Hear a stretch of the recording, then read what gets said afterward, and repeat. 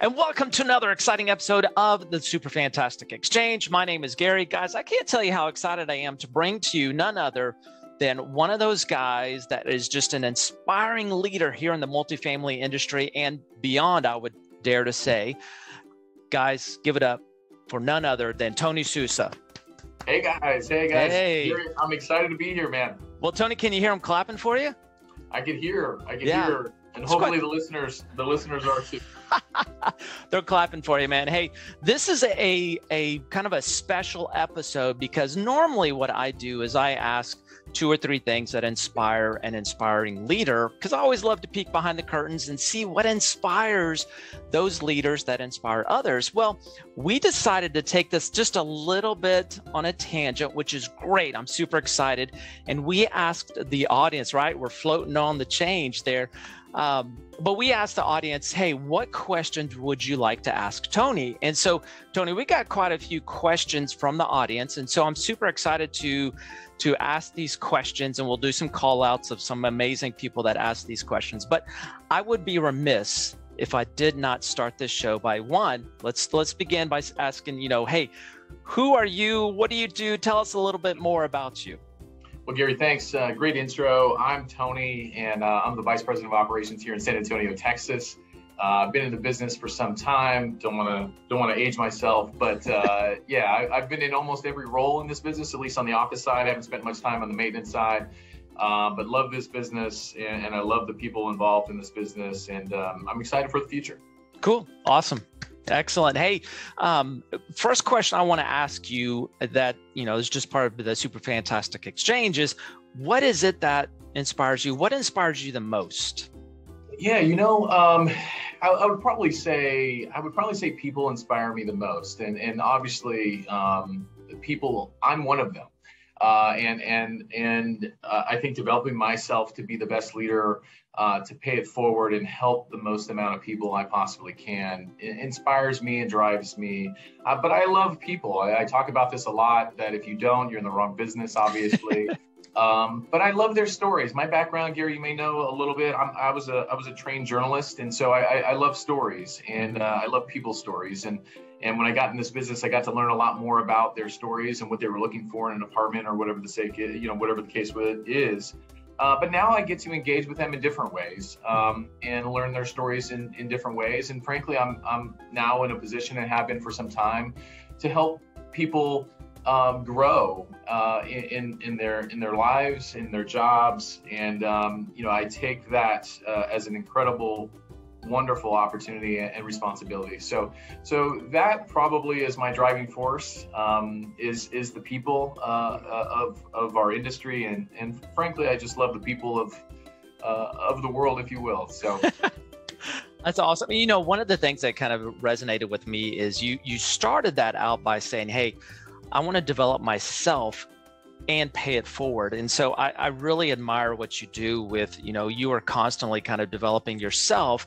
And from that growth, you're able to support other people and help them along in their journey as well. So I think that's such a valuable approach to inspiration, because, you yourself said, hey, I inspire me because I'm going to push myself, I'm going to grow so I can pay it forward and help others. So I think that's fantastic. Yeah, I'll just add to that a little bit, because, I've thought about meeting with you today and just kind of this process and leadership, and a lot of the stuff that I put out into the interwebs, if you will, really frankly are self-help stuff for me in a lot of ways, and especially like going through the pandemic. I mean, there were just things that I was working through as a leader and as a person, from fears to anxieties to challenges, and frankly, a lot of the content that I started to put together that is, kind of bubbled up to what it is, but really just originated and really frankly, like even to this day, are just things that I put out to encourage myself and sometimes inspire myself or challenge myself. And I've just found over some time here that I think it's resonated with others. But it's truly originating, or it came from an organic place of challenging myself as a human, a person, and obviously a leader. That's awesome. I love that approach. And I think that is, for me, my perspective, I agree with you. I think that's the right approach to do, is you kind of develop, you learn yourself so that, you can share with other people. And that ends up paying it forward with other people kind of connecting with what you're sharing. Simply, it started with you trying to develop yourself. So I love that. Hey, we're going to get into the special part of this episode, the Super Fantastic Exchange, with our audience questions. So Tony, are you ready for kind of mixing it up a little bit? I'm ready. I can see it. All right. So the first question that I want to ask you, and this is from Suzanne Hobson. So a shout out to Suzanne. Thank you for this question. What should or shouldn't a new supervisor focus on in their first 90 days at an organization? Yeah, this one hits near and dear. Obviously, I'm in a new transition. I'm in a new role here at RPM Living. It's going wonderfully. But my personal opinion, and obviously I'm on the show, so you're asking me, is relationships. You can't, in my opinion, do anything without trusted relationships. And so getting to know your team members, what motivates them, what doesn't motivate them, and really, I think, fully understanding the context of the situation.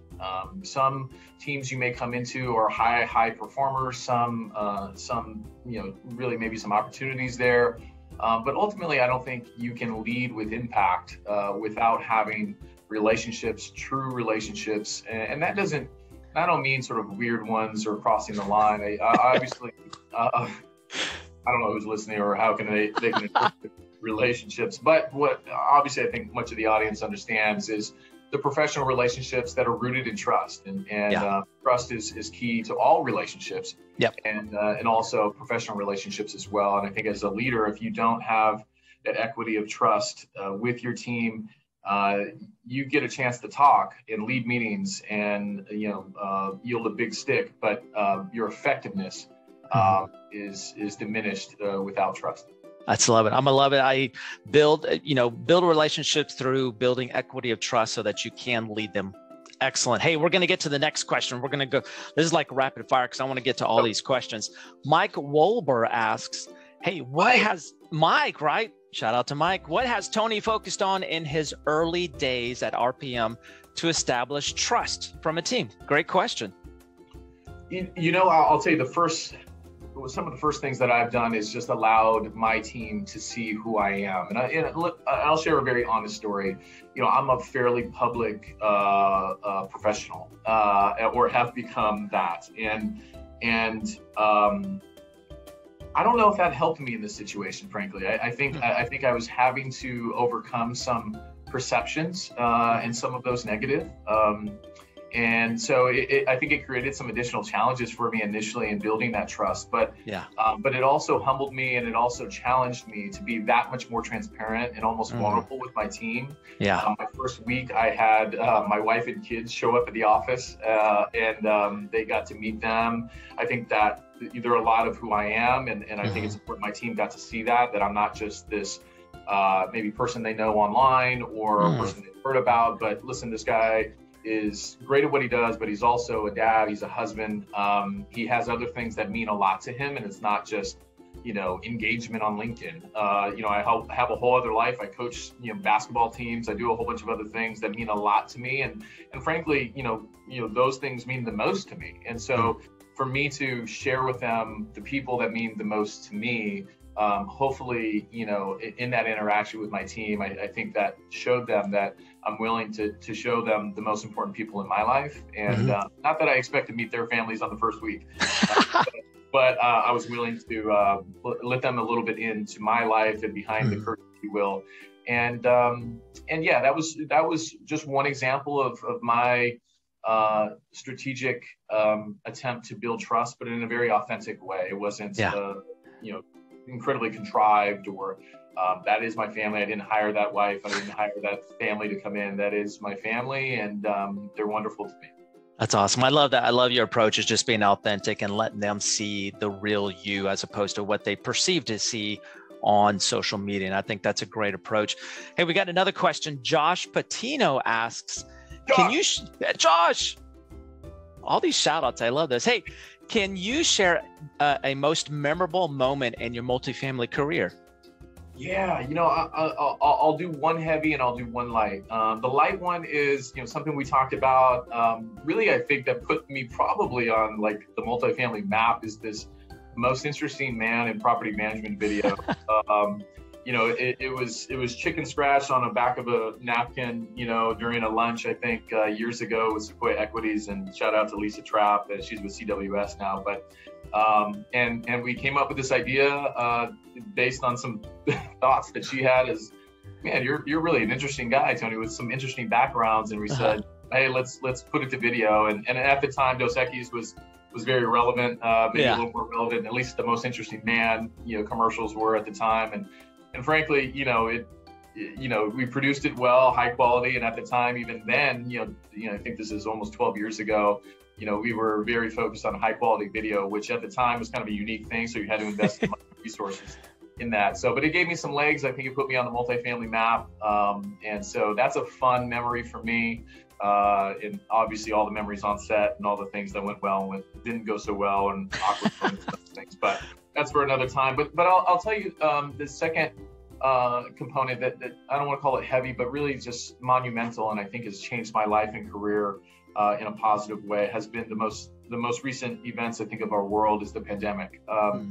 That for me, initially, I've told the story before, I was riddled with fear. And not that that's a bad thing, but fear, if you allow it to fester, and you don't get it in control or get the right perspectives, can really take you down the wrong roads. Yeah. And for me, I found that it was entangling me early on in the pandemic, and it caused strife at home. It caused me really to kind of, not probably be the most effective leader that I wanted to be early on. And so through a process, sort of a soul searching process, emotional process, and also I used my journalistic background to also learn more about what was happening in the world. And that helped me kind of make my way in and through the fear of that. And frankly, it allowed me to really shatter some glass ceilings that I think psychologically I had, both personally and professionally.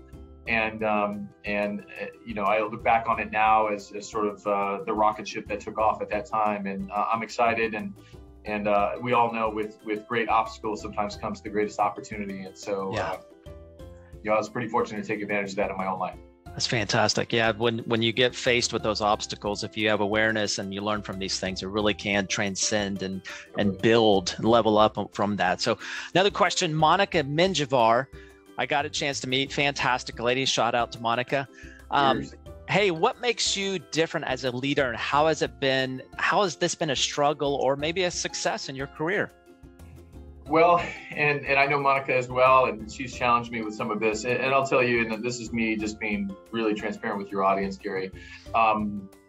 This engagement and interest in what I do and what in my perspective and what I bring to the table is frankly, it's humbling, it's flattering, and it's new to me. And I'm going through my own process of self-discovery of why it's so interesting to so many. And obviously I've come to some conclusions and different things. And I think I've realized that my leadership style is not the norm.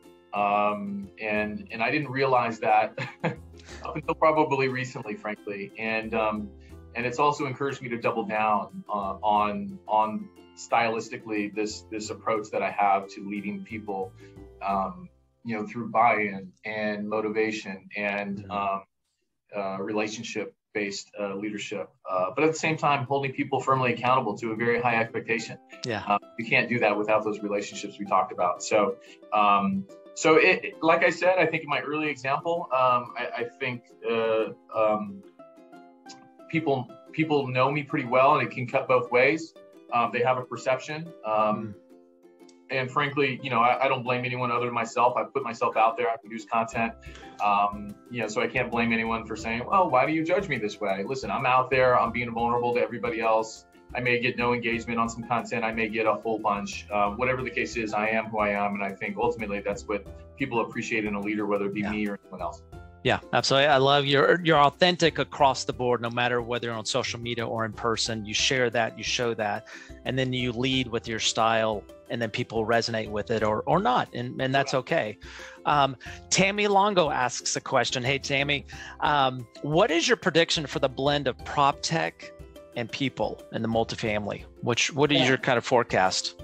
Yeah, I mean, it's a touchy subject. I mean, not everyone knows, but I'm from San Jose, California. I grew up there, raised there, Silicon Valley, California.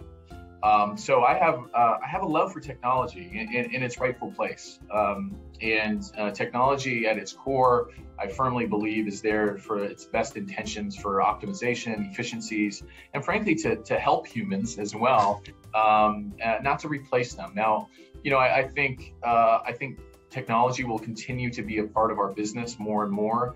I think there was a hyper reaction to self-guided technology and other things in the pandemic. I think some of those things are being sorted out and sorted through. Obviously, there's a lot of our artificial intelligence that's now becoming more and more available to us as operators and leaders in our business to understand, demographically and just consumer usage and patterns and other things of that sort. I mean, the best thing, computers and AI chatbots aren't listening to this podcast, I don't think. Never know. But I presume humans are, and I'll speak to them. I would encourage the humans that are listening to this is to remain competitive in your value and what you bring to a company, and to be able to show that you're more valuable than an algorithm. And so I would, again, to the humans listening, I would encourage you to really think about this, even if you're starting this career, or maybe you feel you're in a role that, oh gosh, this could be automized or computer generated, or how much value do I have in this current role? I would challenge you to find every single way to show your company and your supervisors how valuable you are as a human being. So yeah, I think that's brilliant. And I really believe that kind of goes back to your initial point with regards to developing yourself and continue to grow. And I think that was kind of a central theme throughout your conversation here. Which I absolutely agree with, and thank you for pointing out that this message is for humans, not the robots. I don't think I've ever would have anticipated hearing that kind of statement, but eerily enough, maybe it's a there. Whole demographic of chatbots that you haven't targeted yet. But. Right, I'm missing out on something. But Tony, hey, this has been fantastic. We're at the end of our time. I really could speak to you for quite some time, and I appreciate your time with us so much. And before we close up, I want to give you a chance to share a closing thought. But I don't have anything prepared, Gary. But what I will say.